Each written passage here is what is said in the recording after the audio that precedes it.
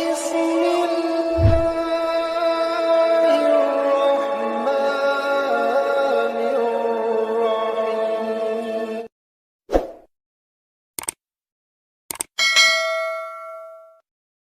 بڑے ابو چھوٹے ابو بولنا کیسا ہے؟ آج کل جو رواج ہے کہ تایا اور چچا کو بڑے ابو اور چھوٹے ابو بولتے ہیں، کیا یہ بول سکتے ہیں؟ یہ بولنا صحیح ہے یا اس میں کوئی حرج ہے؟ شمع صاحبہ دہلی سے. تو اپنے والے ابو کو کیا بولے گا پھر؟ جب تایا بڑے ابو ہو گئے، چچا چھوٹے ابو ہو گئے، تو اپنے ابو مطلق ابو یا درمیانے ابو یا صرف ابو؟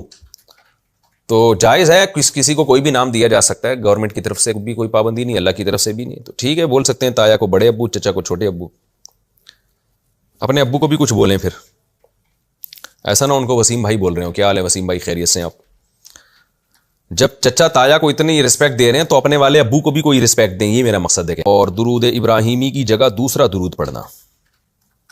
میں 1.25 لاکھ والا درود پاک شروع کرنا چاہتی ہوں، تو کیا میں یہ والا درود پڑھ سکتی ہوں؟ صلی اللہ علی حبیبہ محمد و آلہ و اصحابہ وسلم. نیز کیا ہم درود ابراہیمی کی جگہ صرف صلی اللہ علیہ وآلہ وسلم یا اللہم صلی علی محمد وعلی آل محمد پڑھ سکتے ہیں؟ سائرہ صاحبہ انڈیا سے. 1.25 لاکھ درود کا کیا کانسیپٹ ہے یہ مجھے نہیں معلوم کہ آپ 1.25 لاکھ کیوں پڑھنا چاہتی ہیں. 1.5 لاکھ کیوں نہیں پڑھ رہی ہیں؟ 1 لاکھ کیوں نہیں پڑھ لی؟ 99,000 کیوں نہیں پڑھ لی؟ تو دیکھیں 1.25 لاکھ کے بارے میں اگر آپ کوئی حدیث کی وجہ سے پڑھ رہی ہیں تو ایسی میں ہمارے علم میں کوئی حدیث نہیں ہے جس میں 1.25 لاکھ دفعہ درود پڑھنے کی کوئی خاص فضیلت وارد ہوئی ہو. اگر کوئی ہے تو ریفرنس اس کا دے دیا جائے، ہم دیکھ لیں گے. تو ویسے درود شریف روزانہ صبح 100 دفعہ صبح اور 100 دفعہ شام کو پڑھنا چاہیے، کیونکہ احادیث میں جو ذکر اذکار آئے ہیں ان کے بارے میں 100 دفعہ صبح تو 100 دفعہ شام کا تذکرہ ہے، جیسے تیسرا کلمہ ہے، چوتھا کلمہ ہے.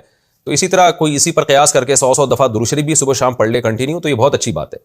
تو بجائے 1.25 لاکھ پڑھ کے بالکل پھر ہمیشہ درود کو نہ پڑھنا، اس سے بہتر ہے کہ ڈیلی آپ 100 دفعہ صبح 100 دفعہ شام کو پڑھ لیا کریں.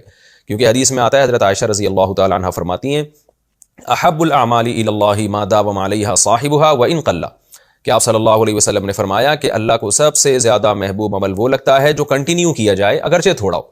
تو 1.25 لاکھ پڑھ کے ایک دم چھوڑ دینے سے بہتر ہے روزانہ 200 دفعہ، یعنی 100 صبح 100 دفعہ شام پڑھ لیا کریں. ہاں کبھی مدینہ طیبہ جانا ہو، نبی صلی اللہ علیہ وسلم کے روضہ اطہر کی حاضری ہو، مسجد نبوی کی حاضری ہو، تو وہاں پھر کبھی زیادہ پڑھ لیا، 1 لاکھ دفعہ پڑھ لیا، 2 لاکھ دفعہ پڑھ لیا. اس میں بھی سوا کا کوئی سوا جو ہے نا، نہ ادھر نہ ادھر، یہ لفظ کا کچھ کانسیپٹ کیا ہے یہ سمجھ میں نہیں آ رہا. تو 1 لاکھ دفعہ پڑھیں یا 2 لاکھ دفعہ پڑھیں، یا تو سوا کا کیا ہے؟ تو یہ اس کا مطلب ہے کہ یہ صدد کو آپ کوئی خاص فضیلت والا درس سمجھ رہی ہیں.